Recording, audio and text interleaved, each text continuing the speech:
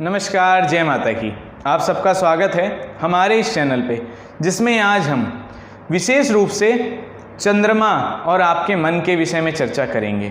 आज हम जानेंगे कि चंद्रमा का रोल इतना बड़ा क्यों कहा जाता है ज्योतिष के अंदर, क्या क्या चंद्रमा की विशेषताएं हैं, हमारे परिवार में किन चीज़ों का कारक है, कुंडली में किन चीज़ों का प्रतिनिधित्व करता है, कौन सी राशि चंद्रमा की अपनी राशि होती है, कौन चंद्रमा के मित्र हैं, कौन से ग्रहों को चंद्रमा अपना शत्रु समझता है, किस राशि में ये परम उच्च का हो जाता है और किस राशि में ये परम नीच का हो जाता है, कौन सी इनकी मूल त्रिकोण राशियां हैं, और अगर कुंडली में चंद्रमा कमजोर स्थिति में हो, ग्रहण योग से पीड़ित हो, उसके साथ साथ विष योग से पीड़ित हो, तो ऐसी स्थिति में कौन सा वो मुख्य उपाय करें जिससे आपको मानसिक रूप से शांति प्राप्त हो। और ऐसा क्यों कहा जाता है कि अगर कुंडली में चंद्रमा कमज़ोर हो और बड़े से बड़े राजयोग कुंडली में बन रहे हों तो वो सब भी निष्फल हो जाते हैं।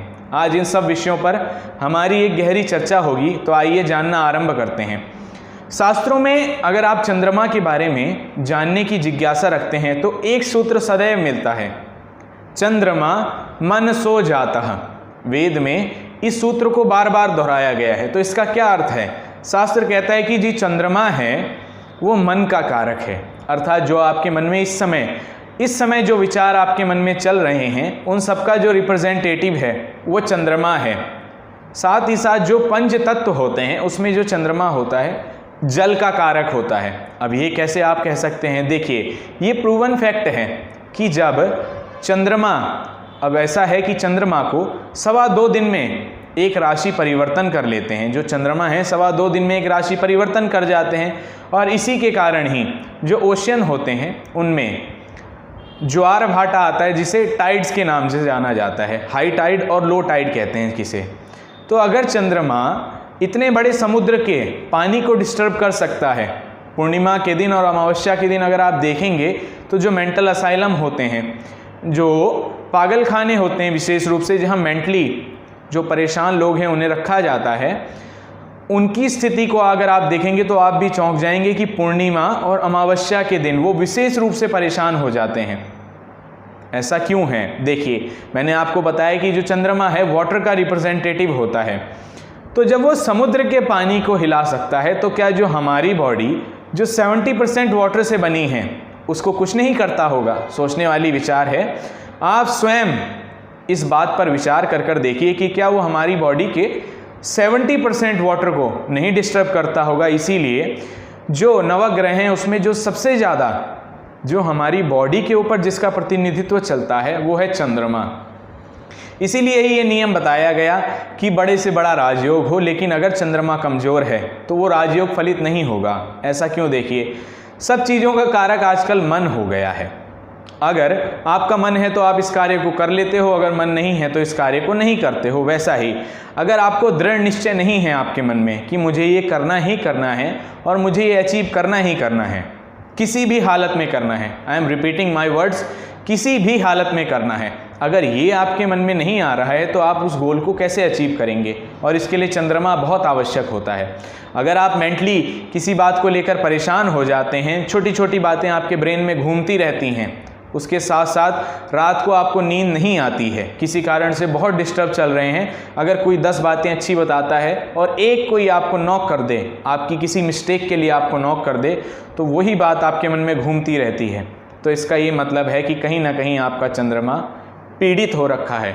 अब इस स्थिति से उभरने के लिए क्या करें, ये मैं उपाय आपको आखिर में बताऊंगा, इसीलिए वीडियो को पूरा देखिए। आज आपको बहुत सी विशेष बातें पता लगेंगी आपके अपने व्यक्तित्व के बारे में। आगे बढ़ जाते हैं। जो चंद्रमा होता है, हमारा जो परिवार है उसमें माता का कारक होता है। चंद्रमा को माता का कारक माना जाता है। और आगे आ जाते हैं, जो कर्क राशि होती है, चंद्रमा की स्वयं की राशि है। कर्क राशि का जो स्वामी होता है वो चंद्रमा है। वृषभ राशि जो शुक्र की राशि है उसमें चंद्रमा जो होते हैं 3 डिग्री पर परम उच्च के हो जाते हैं। और जो इनसे 7वीं राशि है वृश्चिक राशि, उसमें 3 डिग्री पर ही परम नीच के हो जाते हैं। अब बाकी जो 27 डिग्रियां बच गई हैं उसमें वो मूल त्रिकोण का समझा जाता है। चतुर्थ भाव में इन्हें विशेष रूप से बल प्राप्त होता है, क्योंकि वो इनका ही घर है जिससे हम भूमि भवन वाहन का विचार करते हैं। उस स्थान में ये पहुंचकर कारक हो जाते हैं, विशेष रूप से इन्हें कारकत्व प्राप्त होता है। अब जान लेते हैं कि इनके मित्र और शत्रु कौन हैं। जो चंद्रमा हैं वो सूर्य और बुध को अपना मित्र मानते हैं, शत्रुता ये किसी के साथ रखते नहीं हैं। और जो बाकी बचे हुए ग्रह हैं मंगल, गुरु, शुक्र और शनि, इनके साथ सम व्यवहार रखते हैं, अर्थात ना ही शत्रु ना ही मित्र वाला व्यवहार है, केवल सम है। अगर आपने हमसे बात की तो हम आपसे बात करेंगे और आपने नहीं की तो हम नहीं करेंगे। इस टाइप का जो बिहेवियर है वो इनका इन बाकी ग्रहों के साथ रहता है। सूर्य और बुध को ही अपना मित्र मान लेते हैं। और आगे आ जाते हैं, हमने चंद्रमा से जुड़ी हुई ये विशेष बातें तो जान ली कि चंद्रमा किस राशि के स्वामी होते हैं, किस राशि में वह उच्च और नीच के हो जाते हैं, किन ग्रहों के साथ वो शत्रुता निभाते हैं और किस भाव में वो कारक हो जाते हैं। आइए अब जानते हैं कि हमारे शरीर में वो किन अंगों को रिप्रेजेंट करते हैं। मैंने आपको बताया कि जो हमारी फैमिली है उसमें वो माता के कारक हैं। तो जो हमारा शरीर है, जो पुरुष है, पुरुष में जो होते हैं वो बाएं नेत्र के कारक होते हैं और जो स्त्री है उनमें दाएं नेत्र के कारक होते हैं। अगर आपको आंखों से जुड़ी हुई समस्या है, विशेषकर अगर आप पुरुष हैं और आपकी लेफ्ट आई में प्रॉब्लम है, तो जो उसके कारक हैं कहीं ना कहीं वह चंद्रमा पीड़ित हो रहे होंगे, इस चक्कर से आपको ये समस्या आ रही है। और अगर आप स्त्री हैं और आपको राइट आई से जुड़ी हुई प्रॉब्लम है, दाईं आंख से जुड़ी हुई, तो कहीं ना कहीं आपके चंद्रमा कुंडली में पीड़ित अवस्था में होंगे। तो ये तो थी चंद्रमा से जुड़ी हुई कुछ सूक्ष्म बातें। अब आइए और गहराई भरी बातें इस विषय में जानते हैं। जो चंद्रमा है 2.25 दिन में एक राशि परिवर्तन कर देते हैं। मन, आपका मन सदैव किसी न किसी चीज़ में भटकता ही रहता होगा। अगर आपकी कुंडली में चंद्रमा राहु से पीड़ित हैं अर्थात ग्रहण योग से पीड़ित हैं, या शनि के साथ बैठे हैं अर्थात विष योग से पीड़ित हैं, तो इस स्थिति से बचने के लिए क्या करना है वो मैं आपको आखिर में बताऊंगा। और उसे आपको अपने जीवन का हिस्सा बना लेना है। चंद्रमा से जुड़े हुए व्यापार कौन से हैं, आइए इस विषय में जानते हैं। चंद्रमा जो होते हैं जल तत्व के कारक होते हैं। रात्रि बली राशि है और रात को बली हो जाते हैं चंद्रमा। तो अर्थात जिनका चंद्रमा बलवान है उन्हें जो अपने मुख्य डिसीजन हैं उन्हें सदैव रात को लेना चाहिए, उससे उन्हें विशेष लाभ होगा और उनके जो डिसीजन में परफेक्शन आने की जो टाइमिंग है वो और अच्छी हो जाएगी और जो आपके फैसले हैं वो कम मात्रा में गलत होंगे। नहीं होंगे ऐसा मैं नहीं कह रहा हूँ, लेकिन सही हों और ज़्यादा मात्रा में सही हों, ये मैंने होते देखा है। आप इसका प्रयास करिए, इससे आपको भी लाभ होगा। ये विशेष सूत्र हैं जिन्हें अगर आप जीवन में अपना लेंगे तो ये मानिए कि आप जो फैसले लेने में कहीं ना कहीं चूक जाते हैं अपने चंद्रमा के कमज़ोर होने के कारण, वो आप नहीं चूकेंगे। और अगर चंद्रमा कमज़ोर हो तो बड़े से बड़ा राजयोग भी मैंने विफल होते देखा है। कुंडली में कितना ही बड़ा राजयोग हो, लेकिन अगर मन में बल नहीं है, अगर आप में कैलिबर नहीं है, तो वो राजयोग किसी काम का नहीं रह जाता है। आइए, जो चंद्रमा से जुड़े हुए व्यापार हैं, देखिए जल से जुड़े हुए जितने भी व्यापार हैं, डेयरी हो गया, जो उसके साथ साथ में जो प्रोडक्ट्स होते हैं, डेयरी प्रोडक्ट्स जितने भी हैं, उन सब का व्यापार आप कर सकते हैं अगर आपकी कुंडली में चंद्रमा बलवान है तो। और आगे आ जाते हैं, जो मछली पालन होता है उसके लिए चंद्रमा को भी देखा जाता है और उसके साथ साथ राहु को भी देखा जाता है। इन दो की स्थिति बहुत मायने रखती है। अगर ये दोनों बलवान हैं तो आप मछली पालन के क्षेत्र में भी जा सकते हैं।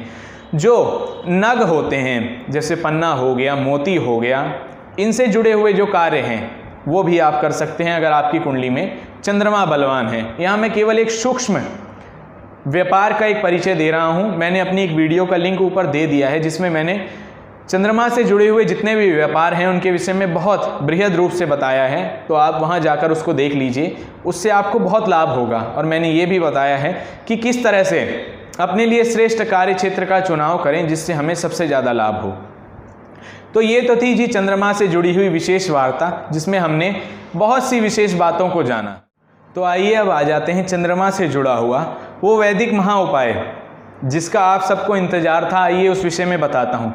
अगर आप मानसिक रूप से परेशान हैं, रात को आपको नींद नहीं आती है, या बेवजह के बहुत सी बातें आपके मन में घूमती रहती हैं, माता के साथ आपका व्यवहार ठीक नहीं है और आपको ऐसा लगता है कि मैं ऐसा नहीं चाहता हूँ फिर भी ये स्थिति मेरे सामने खड़ी हो जाती है, बेवजह की जो कलह है वो आपके घर में हो रही है, तो कहीं ना कहीं उसके जो कारक हैं वो चंद्रमा हो सकते हैं। तो उस स्थिति में आप इस विशेष उपाय को अवश्य करिए जिससे आपको बहुत लाभ होगा। जब भी आप स्नान करते हैं तो पानी को कम से कम वेस्ट करेंगे। आज से इस नियम को बना लीजिए कि अगर आप पानी को वेस्ट करते रहेंगे तो आप मेंटली कभी भी शांति को प्राप्त नहीं कर पाएंगे। आपके मन में सदैव कुछ ना कुछ घूमता रहेगा, जिस स्थिति से आपको कहीं ना कहीं बहुत जूझना पड़ेगा आगे। और एक शास्त्र का नियम है संशयात्मा विनश्यति, अर्थात जो बार बार डाउट करता है वो कहीं ना कहीं अपने गोल पे नहीं पहुंच पाता है। तो इस बात का विशेष ध्यान रखना है कि आज से पानी वेस्ट नहीं करना है। जितना भी पानी ग्लास में लेंगे उस सबको पी लेना है। और जब स्नान करें तो केवल 5 बूंदें दूध की अपने जो पानी की बाल्टी है उसमें डाल लीजिए और उससे स्नान करना आरंभ कर दिए। और अगर आप ऐसा करते हैं तो केवल 41 दिन में ही आपको रिजल्ट आ जाएगा। 41 दिन में ही जो आपका जीवन है, जो आपका मन है, उसको एक सही डायरेक्शन प्राप्त हो जाएगी। केवल इन 2 बातों का विशेष ध्यान रखना है। माफ़ कीजिएगा, उनको मैं 3 करने जा रहा हूँ। एक तो कि जल का विशेष सम्मान करना है, वाटर को वेस्ट नहीं करना है। दूसरा, 5 बूंदें दूध की बाल्टी में डालकर स्नान करना है। और तीसरा, सुबह उठते ही पहला काम जो आपको करना है वो करना है धरती माता को प्रणाम। और दूसरे बात, उसके तुरंत बाद अपनी माता के चरण स्पर्श करिए। केवल ये 3 काम अगर आप कर लेते हैं तो ये मेरी गारंटी है कि आप मानसिक रूप से जो अभी परेशान चल रहे हैं, जो चंद्रमा आपका पीड़ित है, उसमें 100% तो मैं नहीं कहूँगा लेकिन 99% आपको रिलीफ अवश्य मिलेगा। मेरा प्रैक्टिकल किया हुआ उपाय है, आप इसको करके देखिए। मैंने बहुतों से कराया है और उन्हें बहुत लाभ मिला है। आशा करता हूँ आप इसे करेंगे, इस उपाय को कर विशेष लाभ उठाएंगे। और अगर आपको ये कार्यक्रम पसंद आया तो इसे और भी लोगों तक पहुँचाइए। क्या पता आपकी इस विशेष कार्य के कारण जो व्यक्ति मानसिक रूप से परेशान है, जो कोई गलत फैसला लेने जा रहा है, जिसके मन में आत्महत्या का विचार आता रहता है, क्या पता आप उस एक जान को बचा लें और उसका जो मन किसी तरह से पीड़ित चल रहा है उसको शांति प्राप्त हो। तो मुझे लगता है आप ऐसा अवश्य करेंगे, ऐसी मेरी आशा है। तो ऐसे ही विशेष कार्यक्रमों के लिए बने रहें हमारे साथ, हमारे इस चैनल पे। अगली वीडियो में हम मंगल से जुड़ी हुई विशेष एक वार्ता करेंगे कि जिन भी लोगों को आर्मी से जुड़ी हुई यात्रा पे जाना है, जो पुलिस में भर्ती होना चाहते हैं, उन्हें अपने किस ग्रह को बलवान करना है और किस विधि से करना है। तो ऐसी ही चर्चा के लिए बने रहें हमारे साथ। जय माता की। Subscribe now and press the bell icon. Never miss an update.